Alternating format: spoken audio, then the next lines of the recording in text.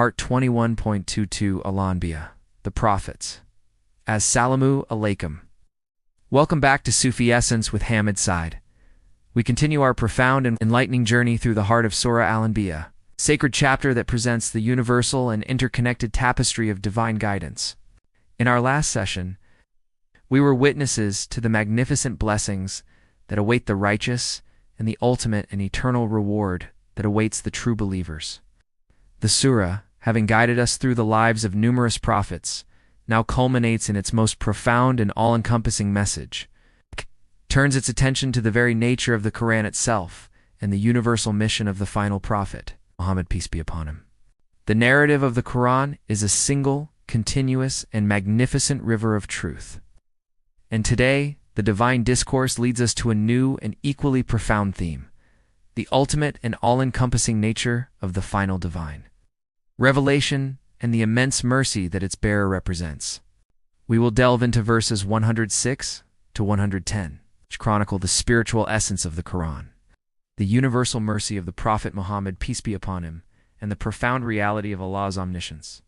These verses are a timeless and unforgettable lesson in the fact that the divine message is not a new one, but a perfect and final manifestation of an eternal truth, and its purpose is not to condemn, but to guide all of humanity to a state of peace and mercy. Kanzalaman Quran, Al-Anbiya, the Prophets, 21 to 106. Verse 106. Indeed, in this is a message for a people who worship. This verse serves as a powerful and all-encompassing statement about the very essence and purpose of the Quran. Having recounted the stories of numerous prophets and having outlined the ultimate fate of both the righteous and the disbelievers, the surah now turns to the core of its message, the book that holds all of these truths within its pages. The verse states, Indeed, in this is a message for a people who worship. The Arabic word balghan for message implies a profound and a comprehensive divine communication, one that is not a mere story or a simple warning, but a complete spiritual and intellectual guide for humanity.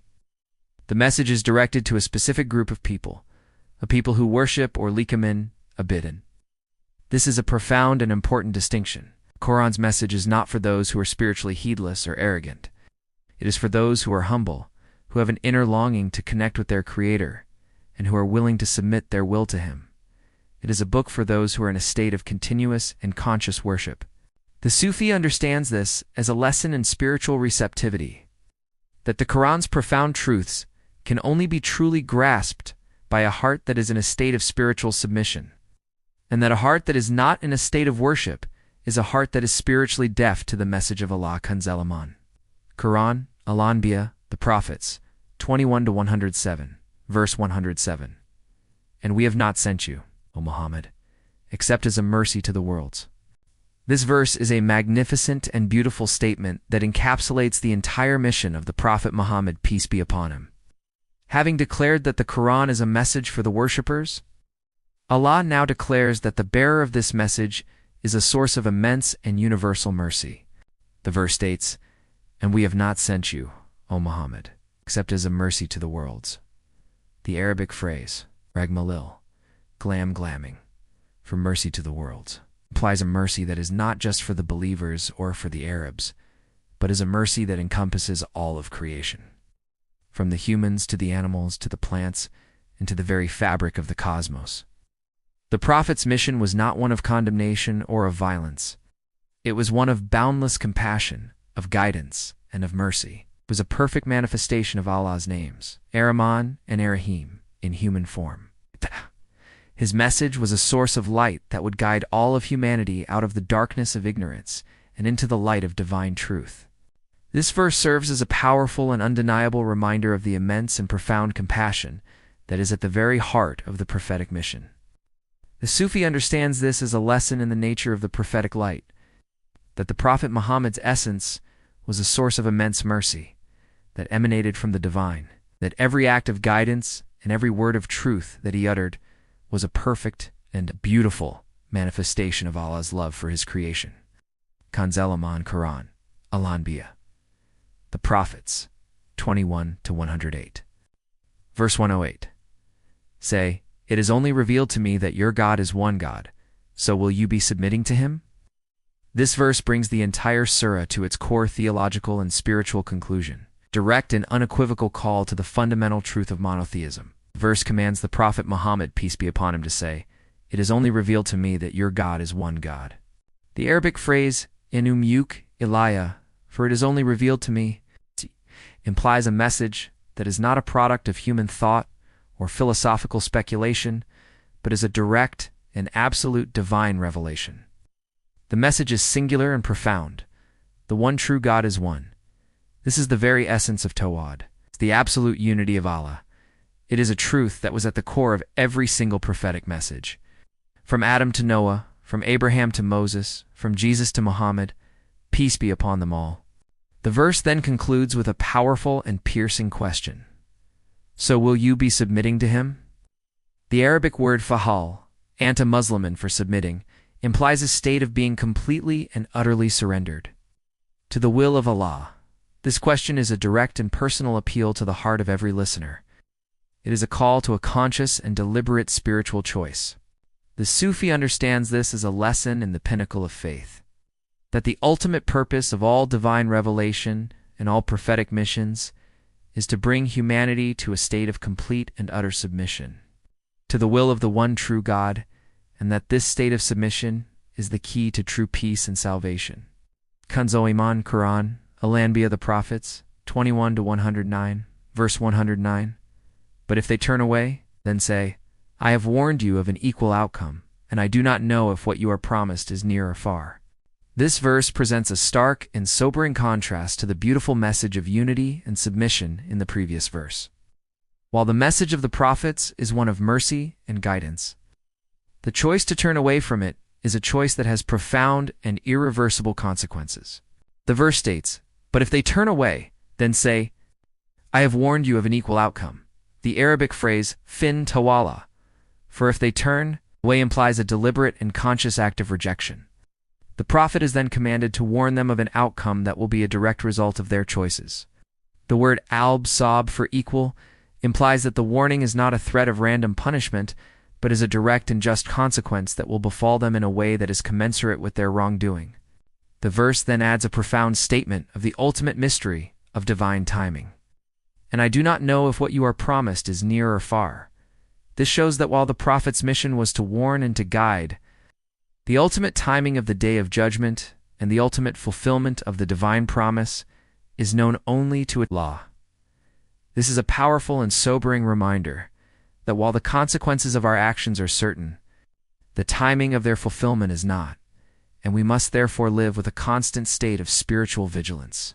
The Sufi understands this as a lesson in divine timing, that a believer's focus should not be on the timing of the hour, but on their own spiritual state. For the only thing that matters is to be in a state of complete and utter submission when the time finally comes. Quran, Al-Anbiya, the Prophets, 21-110, verse 110. Indeed, he knows what is said openly, and he knows what you conceal. This final verse in our segment is a powerful and all-encompassing statement of Allah's omniscience and omnipresence. It serves as a beautiful and conclusive end to a series of verses that have spoken of divine mercy, unity, and justice. The verse states, Indeed, he knows what is said openly. The Arabic word al-qal for what is said implies all forms of open speech, from a word of praise to a word of complaint. Allah, in His infinite knowledge, hears and knows every single thing that is said by every single human being. The verse then adds a profound and chilling detail. And He knows what you conceal. The word taktumd for conceal implies all of the hidden thoughts, the secret intentions, the unspoken desires, and the hidden motives that are in the depths of the human heart. There is nothing that is hidden from Allah. He knows the most obvious of things and the most secret of things. This is a powerful and sobering reminder that our lives are lived in a constant state of being witnessed by the Creator, and that our thoughts, our words, and our deeds are all known to Him.